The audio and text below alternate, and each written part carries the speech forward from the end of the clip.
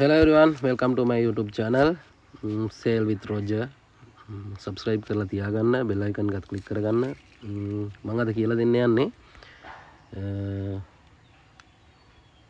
අපිට මේ දවස්වල තියෙන ලොකුම ඉල්ලුමක් තමයි ගොඩ දිනෙක හොයනවා කොහොමද ඊශ්‍රායල් යන්නේ කියලා. ගොඩ දිනෙකට ඒකේ ප්‍රශ්නයක් තියෙන්නේ කොහොමද ඇප්ලයි කරන්න කියලා, කොහෙටද යන්න ඕනේ, විදේශයකට යන්න ඕනද, කොහොමද ඒජන්ට් කෙනෙක් මාර්ගයෙන් යන්න ඕනද කියන ප්‍රශ්න තමයි ගොඩක් තියෙන්නේ. නෑ මම ලේසිම වැඩේ කියලා දෙනවා. මම දැක්ක විදිහට දැනට රෙනෝවේෂන් වල විතරයි වේකන්සිස් ගොඩක් තියෙනවා. වේකන්සි කැටගරි දෙකක් විතරක් තියෙනවා. මම දැක්කා ටයිල් ඇන්ඩ් ප්ලාස්ටරින්. අපි ඒකට කොහොමද ඇප්ලයි කරන්න කියලා මම අද කියලා දෙන්නම්. ඉස්සෙල්ලාම ඔයාගේ Chrome browser එකට යන්න. හරි මොනවා හරි platform එකක එක ගැටලුවක් නැහැ. කොහොම හරි ඉන්ටර්නෙට් යන්න පුළුවන් විදිහ ලේසියෙන්. ගිහලා මෙතන type කරගන්න මෙන්න මේ විදිහට SLBFE කියලා. කළා යමු ඉස්සරහට.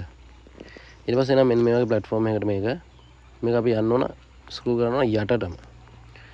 ගියාම මෙතන මෙන්න මෙහෙම එනවා කොරියා, ජපාන්, others, ඊශ්‍රායල්.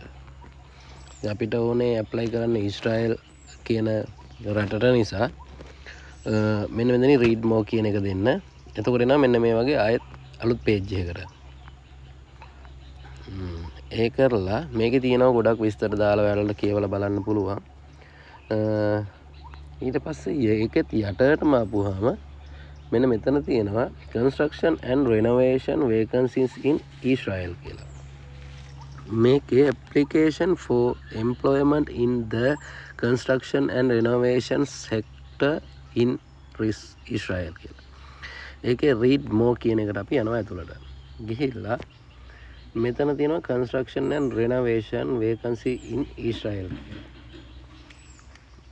මම කලින් ඇප්ලයි කරා. මගෙන් ගොඩක් දෙනෙක් අහලා තිබ්බා page එකක් කරහා කොහොමද ඇප්ලයි කරන්න කියලා. ඒක නිසා තමයි මේ වීඩියෝ එක මම ගේන්න කල්පනා කරේ ඒගොල්ලන්ට. මේකෙත් මෙන්න මේ ඊළඟට එන page එකේ read instructions කියලා තියෙනවා. ඒක ඉතින් ඔයාලට කියවලා බලන්න ඕන නම් කියවලා බලන්න. ඒකේ ගොඩක් විස්තර තියෙනවා සිංහලෙන් දෙමළෙන් මොන විදිහට බලා ගන්න පුළුවන් මේ විදිහට. අපි ආපහු එමු. මේකේ නෝ create application කියලා දෙවෙනි එක. click here. ඊට පස්සේ ඔයාගේ සියලු විස්තර. ඔයාගේ ID card number එක පළවෙනියට, passport number එක, birthday එක සහ last name එක, first name එක කියලා දෙන්න. ඔයාගේ පළවෙනි නම පටන් ගන්න ඔයාලා ලොකු නමක් තියෙනවනම් දිග නමක් තියෙනවනම් ඔක්කොම දෙන්න යන්න එපා. example මේ දැන් දිග නමක් තියෙනවනම් නම් 3ක 4ක නමක් තියෙනවනම් ඔයාගේ පළවෙනි නමයි ඔයාගේ අන්තිම නමයි ඒ කියන වාසගම හරි පළවෙනි එක නමකුයි වාසගමයි දෙන්න. ගොඩක් වෙලාවට last name කියන එකට වාසගම දාන්න, first name කියන එකට නම දාන්න. ඊට පස්සේ ඔයාලගේ තාත්තගේ නම, ඊට පස්සේ passport එක expire වෙන date එක, ආයේ කසාද බැඳලාද බැඳලා නැද්ද ඒක මෙතනින් තෝරලා දෙන්න පුළුවන්. ඊට පස්සේ ඔයාලගේ mobile number එක, ඊට පස්සේ mobile number එකට ඒ වෙලෙම එනවා verification code එකක්, message එකක්. ඒ code එක ඔයාලා දෙන්න ඕන මෙතන යටට verification code කියන තැනට. ඔයාලට ඕන නම් අලුත් තව mobile number එකක් add කරන්න, ඒකත් add කරන්න පුළුවන් මෙතෙන්ට. passport එකේ තියෙන විදිහට address එක දෙන්න. මේ line 1 එකටයි line 2 එකටයි. ඔයාගේ ළඟම town එක මොකද්ද කියලා අහලා තිනවා, ඒකත් select කරන්න. ආය දිස්ත්‍රික්ක වගේ මොකද්ද කියලා අහලා තිනවා, කුරුණෑගල, ගාල්ල, එක කැන්ඩි, තමන්ගේ දිස්ත්‍රික්ක එක සටහන් කරලා මෙන්න මෙතෙන්ට එන්නේ යටට. මේකේ දැනට මම ඔයාලට පෙන්නන්නම් construction field එකේ අයදුම්පත් බාර ගැනීම తాවකාලිකව නවතා ඇත. මේක ආය ඕපන් වෙනවා. හේතුව මම මේකෙන් ඇප්ලයි කරා දැනට ෂටරින් කාපෙන්ටර් කියන තනතුරට. මේකේ ගොඩක් අර ලක්ෂ 30 40 වගේ ලොකු වියදම් යන්නේ නැහැ. මේ රජයෙන් යවන එක ඒක අපිට බය නැතුව යන්නත් පුළුවන්. වගකීමක් එක්ක යන්නේ. මැසේජ් එක මට ආවා යම් කිසි දවසක යම් කිසි තැනකට ඉන්ටර්විව් වෙන්න කියලා. යම් කිසි ඩොකියුමන්ට් ටිකක් අරගෙන ඒ මොනවද කියලා මම ඊළඟ වීඩියෝ එකෙන් ඔයාලට කියලා දෙන්නම්. මේ මැසේජ් එක ආවේ කොහොමද? ඉන්ටර්විව් එක ෆේස් කරපුවාන් පස්සේ මම ඉන්ටර්විව් එකට කතා කරේ මොනවද? ඉන්ටර්විව් එක ෆේස් කරනකොට මොනවද අහපු දේවල්, ඒ වගේ දේවල් දාලා ඊළඟ වීඩියෝ එකෙන් ඒක අරන් එන්න. එතකොට දැනට මේකේ මේ වෙලාවේ තියෙන්නේ කන්ස්ට්‍රක්ෂන් ෆීල්ඩ් එකේ නෙමෙයි රෙනෝවේෂන් ෆීල්ඩ් එකේ. රෙනෝවේෂන් ෆීල්ඩ් එක කියන්නේ නැවත ප්‍රතිසංස්කරණ කටයුතු. ඒ කියන්නේ අපි දන්න ටයිල් ටික ගලවලා ඒ ටයිල් ටික හයි කරනවා.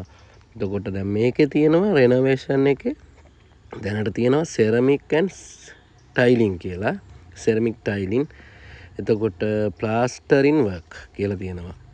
මේ දෙකෙන් එක සෙරමික් ටයිලින් කියන එක ඔය ටයිල් බාසුන් හැලට ඔක තියෙන්නේ බාසුන් හැමතුරන්ට. එතකොට මේ ප්ලාස්ටරින් කියන එක තියෙන්නේ මට හිතෙන විදිහට බිත්ති පොටි ඇදලා කපරාදු කරපු මේ වල පොටි ඇදලා මේව කරලා ප්ලාස්ටර් කරලා ඒ ටික ඉවර කරන්න වෙන්න ඕන. ඒක තමයි මට හිතෙන විදිහට තියෙන්නේ මේකේ. ඉතින් ඒ කරලා ඒ ටික ඔක්කොම අපිට දැන් අපි ඔන්න මම ටයිල් මහත්තුරුන්ටයි ටයිල් බාස් මහත්තුරුන්ටයි ප්ලාස්ටර් වර්ක් මහත්තුරුන්ටයි තියෙනවා මේ වෙලාවේ වේකන්සිස්.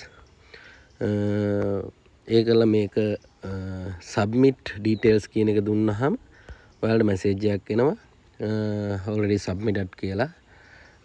ඊට පස්සේ ආය අපිට ඇප්ලයි කරන්න බෑ වෙන ඒවට ඒ හොඳට තේරුම් ගන්න තෝරලා බලලා ඉවරලා ඇප්ලයි කරගන්න. හේතුව එක පාස්පෝර්ට් ඩෙන්ටිටි ඩීටේල්ස් වලට එක ජොබ් එකක් තමයි සිලෙක්ට් කරගන්න පුළුවන්. අපිට පස්සේ ඒක වෙනස් කරන්න දගලන්න ඒව කරන්න බැරුව යනවා. ඒ නිසා ඉතින් බොහොම ස්තුතියි. එහෙම තමයි ඇප්ලයි කරන්නේ. ඔන්න සරලවම ලේසියෙන් කියලා දුන්නා. ගොඩක් ස්තුතියි මගේ channel එකත් එක්ක හිටියට. follow කරන්න, subscribe කරලා තියාගන්න, bell icon එක click කරන්න. දන්න දෙයක් තියෙනවා නම් මම කියපු දේවල් වල වැරද්දක් තියෙනවා නම් කමෙන්ට් එකක් දාලා මගේ වැරද්ද හරි ගස්සන්න හදාගන්න උදව් වෙන්න. ඒ වගේම නොදන්න දෙයක් තියෙනවා නම් අහගන්න පල්ලෙහා කමෙන්ට් සෙක්ෂන් එකේ කමෙන්ට් එකක් දාන්න. ඊළඟ වීඩියෝ එකෙන් හම්බෙමු එහෙනම්. bye.